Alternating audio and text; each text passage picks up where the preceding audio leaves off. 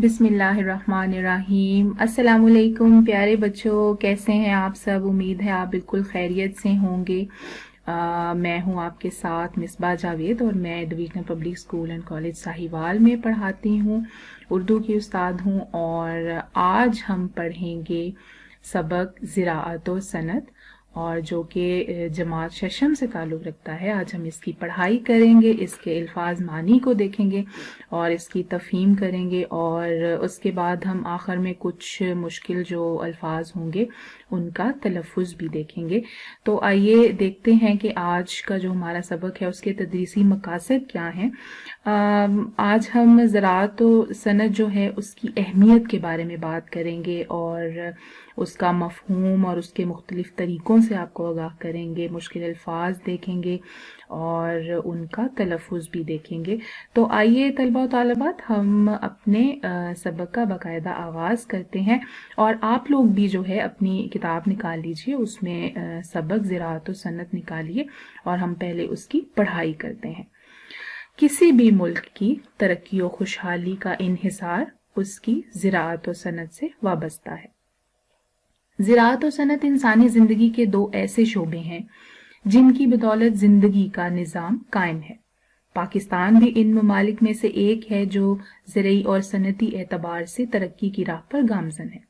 बुनियादी तौर पर हमारा मुल्क एक ज़रई मुल्क है जो अपनी मुख्तलिफ फसलों, फलों और सब्जियों के हवाले से दुनिया के अहम ज़रई मुल्कों में शुमार होता है। कदीम ज़माने में दूसरे मुल्कों की तरह हमारे यहाँ भी ज़राअत के पुराने तरीके राइज थे। इसी तरह वक्त और मेहनत का ज़िया भी होता था और फसलों का मियार और मिकदार भी तसल्ली बख्श न थी। ज़माने के बदलते हुए हालात और साइंसी तरक्की की बदौलत ज़रई दुनिया में एक इनकलाब आया, जिसकी वजह से कम वक्त और थोड़ी मेहनत से ज़्यादा पैदावार का तस्वुर सामने आया। पैदावारी अजनास में खासी तरक्की देखने में आई। नए नए आलात, जदीद तरीका हाय कार, बीज, खादों और जरासीम कुश अद्वियात की बदौलत ज़राअत के शोबे ने एक नया अंदाज इख्तियार किया। इसी तरह साइंसी तरक्की के तुफैल पानी की अदम दस्तयाबी का मसला भी काफ़ी हद तक हल हो गया है। मसलन इब्तदा में किसान सिर्फ बारिश के पानी पर इन्हिसार करते थे, लेकिन आज नहरी निज़ाम, ट्यूबवेल और कारेज वगैरह की वजह से पानी की अदम दस्तयाबी मसला नहीं रही। जी, तो तलबा व तालिबात ये देखें, यहाँ पर जैसे कि ज़िक्र हुआ है कारेज का, ट्यूबवेल का, तो ये मैं आपको बताना चाहूँगी। देखें यहाँ पे ट्रैक्टर दिखाया गया है और ये थ्रेशर इस्तेमाल हो रहा है। ये अक्सर हम लोग पहले ज़माने में तो फसलों में हल चलाया जाता था, लेकिन अब तो माशाल्लाह से इतनी तरक्की हो गई है ज़माने में कि अब तो ट्रैक्टर की मदद से काम लिया जाता है। और ट्रैक्टर जो होता है आपने कभी देखे होंगे गाँव वगैरह में चलते हुए, और वो जो है उसके पीछे हल लगा हुआ होता है और वो इस तरह से चलता है। तो वो जो पहले बैल के साथ हल जोत के काम लिया जाता था, आज के दौर में वो ट्रैक्टर से लिया जाता है। और ये थ्रेशर है। थ्रेशर जो है अक्सर गंदम, चावल या इस तरह की जो फसलें होती हैं उसको उसके जो दाने हैं वो उसके बाली के से अलहदा किया जाता है थ्रेशर की मदद से। और फिर इसी तरह से यहाँ पर ट्यूबवेल का भी जिक्र आया। ये देखिए ट्यूबवेल जो है ये भी एक बड़ी ही जदीद किस्म है पानी की। पहले ज़माने में तो सिर्फ ये होता था ना कि बारिश हुई है तो तभी फसलों को पानी मिलेगा, लेकिन अब आज के दौर में ट्यूबवेल लगाए जाते हैं। और आपने अक्सर देखा होगा, और शायद आप में से कई बच्चे तो ट्यूबवेल में नहाए भी होंगे गर्मियों में। बहुत ठंडा इसका पानी होता है। असल में इसका फ़ायदा ये भी होता है कि पानी चूँकि ज़मीन के काफ़ी गहराई से आता है, तो इसलिए वो पानी बहुत साफ़ सुथरा, बहुत वाफर मिकदार में मैसर होता है। इसके अलावा अगर हम कारेज की बात करें, जैसे नए तरीकों में देखें, कारेज जो है ये एक तस्वीर में आपको बताया जा रहा है कि ज़ेरे ज़मीन असल में एक ऐसे बड़े बड़े जो हैं वो पाइप और लाइनें बिछाई जाती हैं कि जिनसे उन इलाकों में पानी पहुंचाया जाता है। अब ये देखें, ये पानी यहाँ पर पहुंचा हुआ है।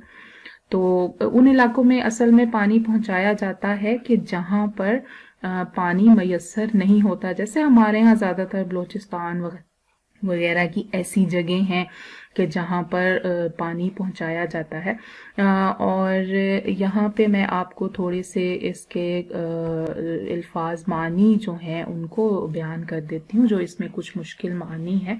جیسے انحصار کرنا ہوتا ہے کہ دار و مدار، مطلب ہماری جو زراعت اور صنعت ہے اس پہ ہماری جو ساری معیشت ہے، ہمارا جو ملک ہے، اس کا انحصار ہوتا ہے. تو انحصار اس طرح سے کہ اور خاص طور پر اگر آپ زراعت کی بات کریں نا، تو زراعت تو بہت زیادہ اور بھی اہمیت کی حامل ہے، کیونکہ ہمارے ہاں تو 70% جو زیادہ تر لوگ ہیں وہ زراعت سے ہی وابستہ ہیں. وابستہ، اب آگے لفظ ہے وابستہ. وابستہ کا مطلب ہوتا ہے تعلق، مطلب جڑا ہوا.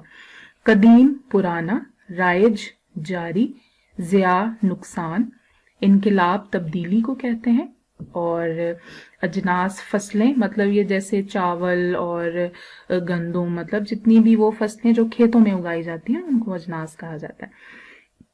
جراثیم کش، مطلب کہ جراثیم کو مارنے والی جو جراثیم کش جو ادویات ہیں.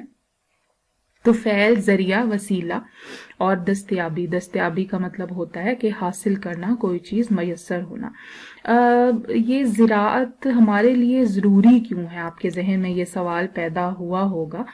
تو اصل میں کوئی بھی جو ملک ہے اس کی ترقی یا اس کی کوئی خاصیت جو ہوتی ہے، اس کا دار و مدار وہاں کے جو رہنے والے ہوتے ہیں ان کی جو آمدنی ہے یا جو ان کی ترقی ہے اس سے تعلق ہوتا ہے نا. تو پاکستان جو ہے وہ ایک بنیادی طور پر پاکستان زرعی ملک ہے نا، کہ وہاں پر ہمارے ہاں زیادہ تر لوگ جو ہے، مطلب زراعت کو ہم کھیتی باڑی کہتے ہیں نا، جسے آپ انگریزی میں ایگریکلچر بھی کہتے ہیں.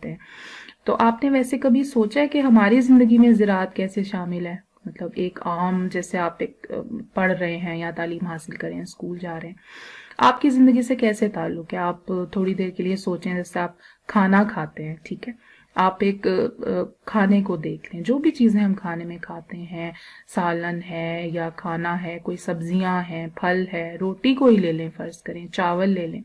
تو ایک جو روٹی ہے وہ کتنے لمبے ایک جو ہے پروسیس سے اور گزر کر آتی ہے. آپ نے کبھی اس بارے میں سوچا ہے کہ کیا مراحل ہوتے ہوں گے، کیا مرحلہ ہوتا ہوگا کہ پہلے ایک کسان جو ہے وہ بیج لگاتا ہے، پھر وہ فصل کو پانی لگاتا ہے، اس کے لیے اتنی مشکلیں برداشت کرتا ہے، اور دھوپ ہے، گرمی ہے، سردی ہے، پھر کہیں جا کر وہ فصل پک کے تیار ہوتی ہے، پھر وہ کٹتی ہے، پھر وہ گھر آتی ہے، پھر امی جو ہیں وہ اس کا آٹا بنتا ہے، گندم آتی ہے پہلے، ٹھیک ہے، اس کا آٹا بنتا ہے، پھر وہ گوندتی ہیں آپ کی امی، پھر کھانا دیتی ہیں، تو وہ ہماری ٹیبل پہ آتی ہے، ہم تو بڑے آسانی سے اسے کھا لیتے ہیں نا.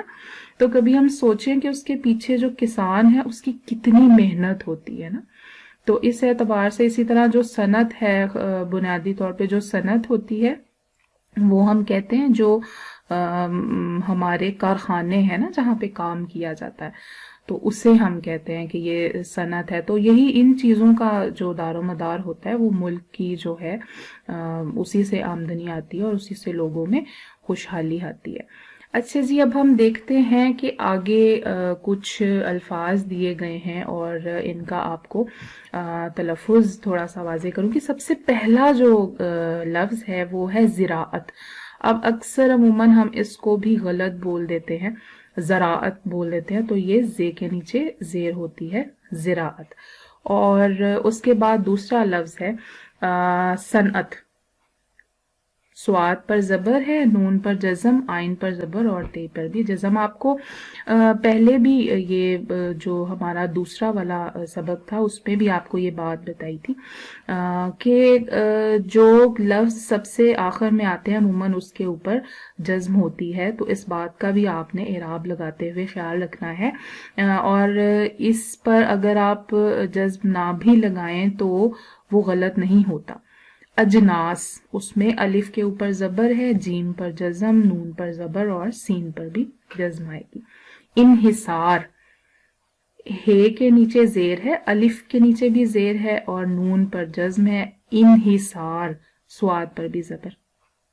اس کے بعد ہے ایک اور لفظ جو کہ عام طور پر بہت زیادہ ہم اس لفظ کو غلط بولتے ہیں، اور وہ ہے بارش. ہم اسے عام طور پر بارش کہتے ہیں، تو یہ صحیح جو اس کا تلفظ ہے وہ بارش ہوتا ہے.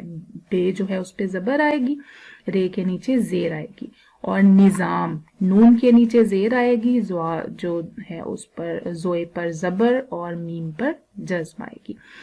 اچھا جی، اب یہ کچھ الفاظ کا میں نے آپ کو تلفظ بتایا ہے. آپ نے اس میں سے اور بھی بہت سارے لفظ ہیں کہ جن کا تلفظ آپ نے خود آپ اسے لغت میں ڈھونڈیے اور اس کو آپ سمجھیں.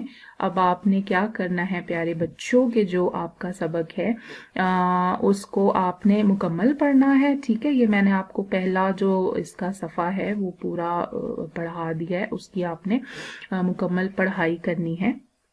پھر اس کے بعد جتنے بھی آپ کو مشکل الفاظ لگے آپ نے ان کے معنی لغت میں ڈھونڈنے ہیں. ان کے جب آپ معنی دیکھیں گے تو لغت کا اصل میں استعمال اسی لیے ہم آپ کو کہتے ہیں کہ زیادہ سے زیادہ کریں، کیونکہ اس میں آپ کو ساتھ ساتھ اس کا تلفظ بھی ملے گا اور ساتھ ساتھ آپ کو اس کے معنی بھی ملیں گے، اور آپ کو یہ بھی پتہ چلے گا کہ ایک جو لفظ ہے اس کے بہت سارے معنی ایک وقت میں ہو سکتے ہیں.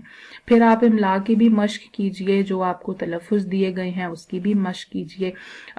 اس کے بعد جب آپ مکمل پڑھائی کر لیں تو پھر آپ جو اس میں مشق میں کچھ مختصر سوالات آپ کو کہے گئے ہیں کہ وہ آپ نے بالکل جس طرح سے آپ کی تفہیم عبارت ہے اس طرح سے ہوتے ہیں کہ آپ نے اندر سے ہی ان کے جوابات ڈھونڈنے ہوتے ہیں، تو وہ آپ خود سے ڈھونڈیں اور اس کو لکھ لیجئے تاکہ وہ آپ کی مشق میں رہے اور آپ کو سمجھ بھی آئے کہ اس میں سے کتنا جو ہے وہ سوال کا کہاں تک جواب آئے گا. اور اس کے بعد آپ کے پاس جو اس کے درست جواب کی نشاندہی کریں، جو MCQs ہوتے ہیں، وہ بھی سبق کے اندر سے آپ خود ڈھونڈیں اور اپنی کتاب پہ اس کو ضرور حل کریں. اور اس کے بعد آپ نے جو آپ کا تلفظ دیا گیا ہے، خاص طور پر اعراب دیے گئے ہیں، جو میں نے آپ کو الفاظ بتائے ہیں آپ نے ان کا بھی مطالعہ کرنا ہے، اچھے سے انہیں دیکھنا ہے، انہیں لکھنا ہے. اور اس کے ساتھ ساتھ اس کے علاوہ بھی کئی مشکل الفاظ آپ کو اس میں ملیں گے، ان کا بھی آپ خود تلفظ ڈھونڈ کر لکھیں. اور اس طرح سے، اور اس کے بعد جو آپ کا اگلا پھر سبق ہوگا اس میں آپ کو اس کی مشق کا باقی جو حل ہے وہ انشاءاللہ کروا دیا جائے گا. اللہ تعالیٰ آپ کو اپنی حفظ و امان میں رکھیں. بہت شکریہ. اللہ حافظ.